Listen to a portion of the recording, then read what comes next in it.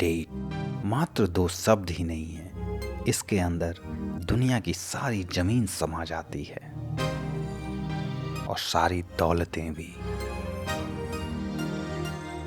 ये कहाँ तक फैला है, इसका कोई बिंदु नहीं है, कोई ऐसा शहर नहीं, कोई ऐसा गांव नहीं जो इसके दायरे से बाहर हो।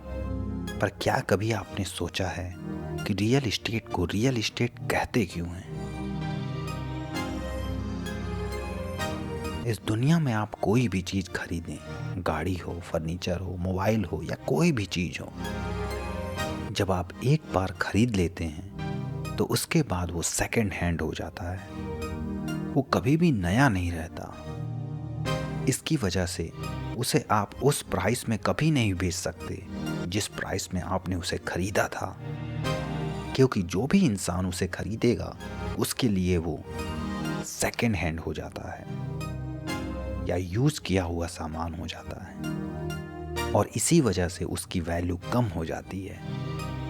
इस तरह अगर वो सेकंड हैंड के बाद थर्ड हैंड हो जाए और थर्ड हैंड की कंडीशन में बिकती है तो कीमत और कम हो जाएगा। लेकिन क्या आप ऐसा होते जमीन के साथ देखे हैं? नहीं। क्यों? क्योंकि जमीन एक ऐसी चीज है जो कितनी बार भी खरीदी जाए या कितनी बार भी बेची जाए हमेशा नई रहती है। जमीन हो या घर हो, ये कभी भी सेकंड हैंड नहीं होते या थर्ड हैंड नहीं होते। उसके ऊपर ऐसी आइडेंटिटी नहीं लगती कि वो पुरानी हो चुकी है, वो यूज की हुई चीज है। वो हमेशा अपने बाइंग प्राइस से ऊपर की ही वैल्यू रखती है। जमीन चाहे कितनी भी पुरानी हो या घर कितना भी पुराना हो, हमेशा नया रहते हैं। इसलिए इसके बिजनेस को सच्चा सौदा यानी रियल एस्टेट कहा जाता है।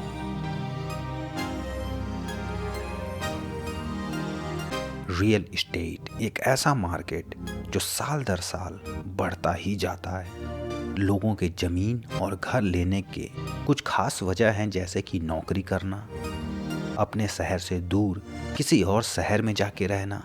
इसके साथ साथ इन्वेस्टमेंट भी एक बहुत बड़ा रीज़न है जिसके वजह से लोग जमीन खरीदते हैं और बेचते हैं। इन्वेस्टमेंट एक ऐसा कारण है जिसके वजह से गुजरात का इंसान दिल्ली एनसीआर में प्रॉपर्टी लेता है, दिल्ली एनसीआर का इंसान गोवा में प्रॉपर्टी लेता है। देश के एक कोने से इंसान दूसरे कोने तक जाके भी प्रॉपर्टी लेने के लिए उफ नहीं करता, अगर उसे लगता है कि अगर वो जिस प्रॉपर्टी में इन्वेस्ट कर रहा है उसे एक साल में कुछ न कुछ रिटर्न मिलेगा तो वो प्रॉपर्टी लेगा ही लेगा।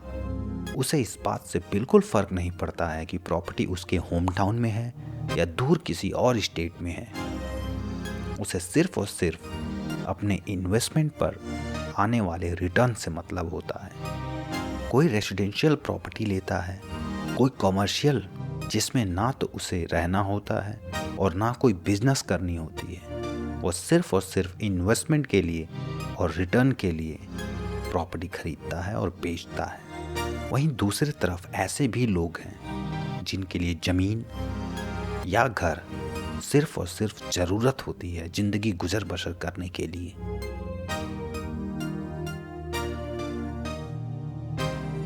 हर साल मेट्रो सिटी में लाखों के तादाद में गांव के क्षेत्र से शहर की तरफ लोग पलायन करते हैं जॉब के लिए, जिनको घर खरीदना पड़ता है।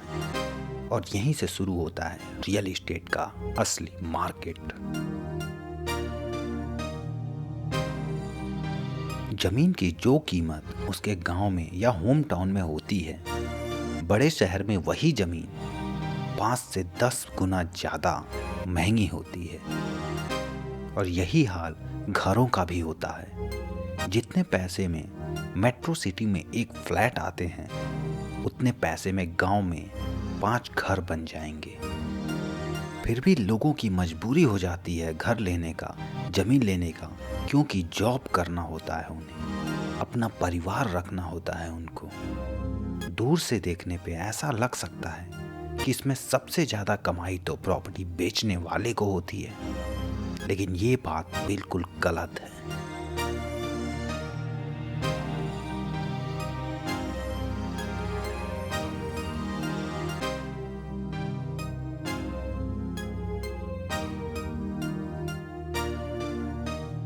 रियल एस्टेट में सबसे ज़्यादा प्रॉफिट रजिस्ट्री डिपार्टमेंट की होती है।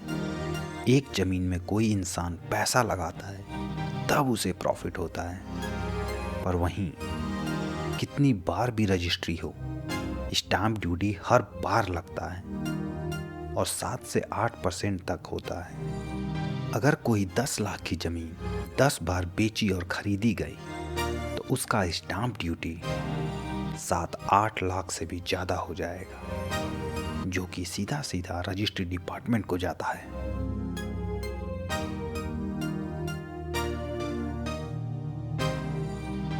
आप ऐसी घटनाएं बहुत बार देखे होंगे कि किसी बड़े प्रोजेक्ट का अनाउंसमेंट कर दिया जाता है और उसे पूरा होने में 7-8 साल लग जाते हैं। आखिर ऐसा क्यों किया जाता है? इसके पीछे वजह यही है कि जब भी किसी प्रोजेक्ट का ढोल पीट दिया जाएगा, वहाँ के आसपास की जमीनें जिनको प्रोजेक्ट अनाउंसमेंट से पहले अथॉरिटी खुद एक्वायर कर लेती है और प्रोजेक्ट अनाउंसमेंट के बाद उसे 10-20 गुने ज़्यादा दामों में बेचती है।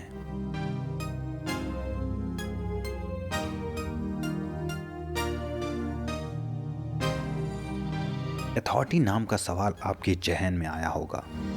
अथॉरिटी क्या है, क्यों है, किसके लिए है?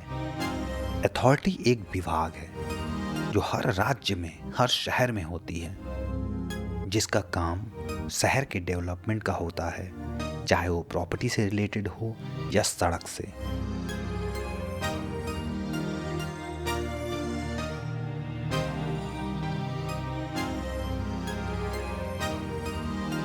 अथॉरिटी लोगों के जमीनों की ज़रूरत पूरा करने के लिए शहर में खाली पड़ी जमीनों को एक्वायर करती है, फिर उसमें प्लॉटिंग करती है और फिर उसे बेचती भी है, और इसके साथ साथ वो बाकी बिल्डर्स के प्रोजेक्ट को अप्रूव भी करती है, जिसे आम जनता खरीदती है।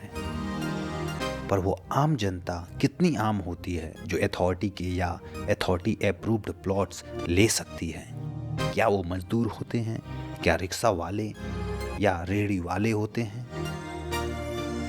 अथॉरिटी के या उनके द्वारा अप्रूव्ड प्लॉट्स या प्रॉपर्टी इतने महंगे होते हैं कि उसे खरीदना आम जनता या कहा जाए तो गरीब जनता की हैसियत से बाहर होती है। और इनके महंगे होने के पीछे वजह ये होता है कि प्रॉपर्टीज़ में एमिनिटीज़ बहुत अच्छा, बहुत शानदार होता है। चौड़ी चौड़ी सड़कें, घूमने के लिए पार्क, पास में स्कूल, स्विमिंग पूल, जिम्नेजियम और पानी की व्यवस्था, बिजली की व्यवस्था। सवाल ये उठता है कि क्या एक गरीब को इन सब चीज़ों की ज़रूरत होती है? क्या एक गरीब मजदूर जिंदगी में कार खरीदने का भी सोचता है? क्या उसे चौड़ी चौड़ी सड़कों की ज़रूरत होती है? एक गरीब इंसान को पार्क नहीं चाहिए क्योंकि वो दिन भर अपने काम में ही दौड़ता रहता है, तो उसे वॉक करने की ज़रूरत ही नहीं। ना उसे जिम्नेजियम चाहिए होता है क्योंकि वो दिन भर काम का बोझ उठाता रहता है। अगर उसे कुछ चाहिए तो एक छत जिसके नीचे वो अपने परिवार के साथ जिंदगी गुजार सके। इसीलिए वो रुख करता है 143 वाली जमीनों की तरफ। 143 जिसे हिंदी में 143 भी कहा जाता है। 143 क्या होता है? 143 एक धारा होती है जिसके तहत कृषि की जमीनों को कोई रेसिडेंशियल कराता है, आवासीय कराता है, ताकि वह इंसान वहां घर बना के रह सके। जहां एक तरफ अथॉरिटी अपनी प्लॉटिंग करती है और दूसरे बिल्डर्स की कॉलोनी को अप्रूवल देती है, वहीं बहुत से बिल्डर्स अपने प्लॉटिंग की ज़मीनों को किसान से लेते हैं जो कि कृषि की ज़मीनें होती हैं, फिर उसे रेसिडेंशियल में कन्वर्ट करके प्लॉटिंग भी कर देते हैं।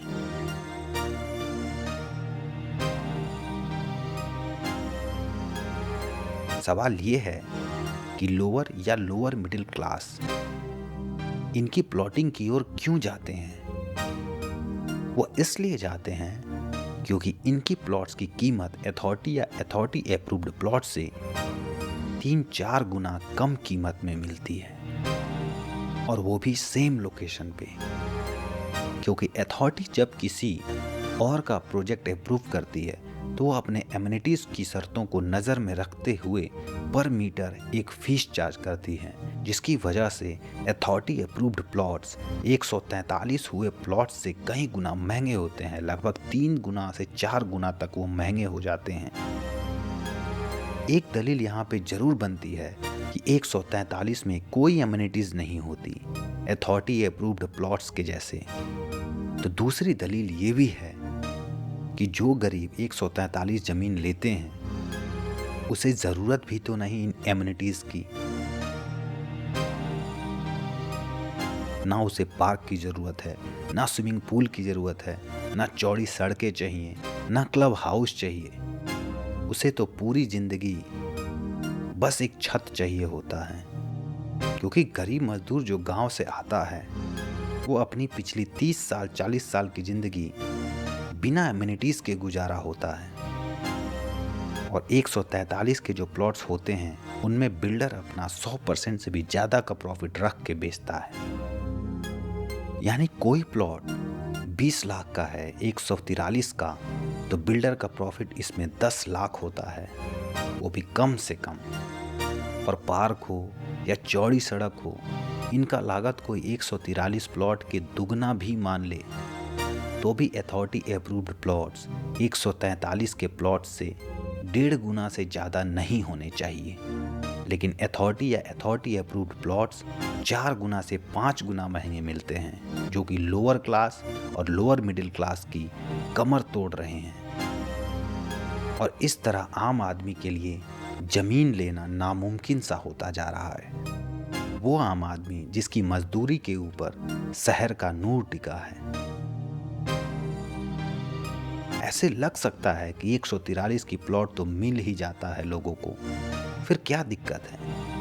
दिक्कत यही है कि 143 के प्लॉट्स जो कि सरकारी धारा के तहत कृषि से रेसिडेंशियल होते हैं और उनकी रजिस्ट्री भी उप निबंधन कार्यालय में होती है, जो कि सरकारी विभाग है। हर रजिस्ट्री के समय स्टाम्प ड्यूटी भी देता है इंसान, लेकिन फिर भी अथॉरिटी उसे नॉन अप्रूव्ड प्रॉपर्टी मानती है। और ये बीमारी बैंक वालों को भी हो रखी है कि वो अथॉरिटी या अथॉरिटी अप्रूव्ड प्रॉपर्टी को ही लोन देते हैं, और वहीं 143 प्लॉट्स को लोन देने के बारे में सोचना तो दूर, वो उन्हें लीगल प्रॉपर्टी तक नहीं मानते हैं। और जो लोग 143 के प्लॉट्स ले भी लेते हैं, उन्हें हमेशा डर रहता है कि कल को उनकी ज़मीन गैर कानूनी न करार कर दी जाए और उसे गैर कानूनी घोषित करके उन्हें बेदखल न कर दिया जाए। उनके उस प्रॉपर्टी से जिस पे उन्होंने स्टाम्प ड्यूटी दिया है, जिसकी रजिस्ट्री की पेपर उनके पास है, उन्हें हमेशा डर रहता है कि उनके घर न तोड़ दिया जाए उसको इल्लीगल बोल के। या तो इन ज़मीनों की रजिस्ट्री ही ना हो, या फिर उन्हें भी लीगल प्रॉपर्टी का दर्जा मिले। अगर कोई प्रॉपर्टी लीगल नहीं है तो उसका रजिस्ट्री कैसे हो रहा है, उस पे स्टाम्प ड्यूटी कैसे लिया जा रहा है। और ऐसे अनेकों घटनाएं हो चुकी हैं जहां पे लोग परेशान रहते हैं बिजली के लिए, पानी के लिए, क्योंकि जहां पे अथॉरिटी और अथॉरिटी अप्रूव्ड प्रॉपर्टी में तुरंत बिजली और पानी मिल जाती है, वहीं 143 के प्लॉट्स पे बिजली आने में बहुत मुश्किल होता है। पर इन चीज़ों से वो वर्ग जिसको सिर्फ इन्वेस्टमेंट करके रिटर्न पाना होता है, उसे कोई फर्क नहीं पड़ता कि प्रॉपर्टी कितनी महंगी उसे दी जा रही है। अगर उसको महंगी प्रॉपर्टी खरीद के भी रिटर्न मिल रहा है तो वो खरीदता है। और इसका प्रभाव ये होता है कि ऐसी जगह जो सिर्फ खेत है पर किसी प्रोजेक्ट का अनाउंसमेंट हो रखा है अगले 5 साल के लिए कि यहाँ पे एयरपोर्ट बनेगा या मॉल बनेगा या कोई फैक्ट्री बनेगी, सिर्फ उस अनाउंसमेंट की वजह से वहाँ की सारी प्रॉपर्टी अपनी वैल्यू से 10 गुना 20 गुना ऊपर के दाम पे अथॉरिटी बेचती है और लोग उसे खरीदते हैं और इतना खरीदते हैं कि अथॉरिटी की ज़मीन खत्म सी हो जाती है या फिर वो रीसेल में मौजूद रहती है और रीसेल में वो प्रॉपर्टी और महंगी बिकती है। और इसकी वजह से 143 के प्लॉट्स भी महंगे कर दिए जाते हैं। इन सब में ज़मीन अगर एक नामुमकिन सी चीज़ हो गई है तो सिर्फ लोअर और लोअर मिडिल क्लास के लिए हो गई है।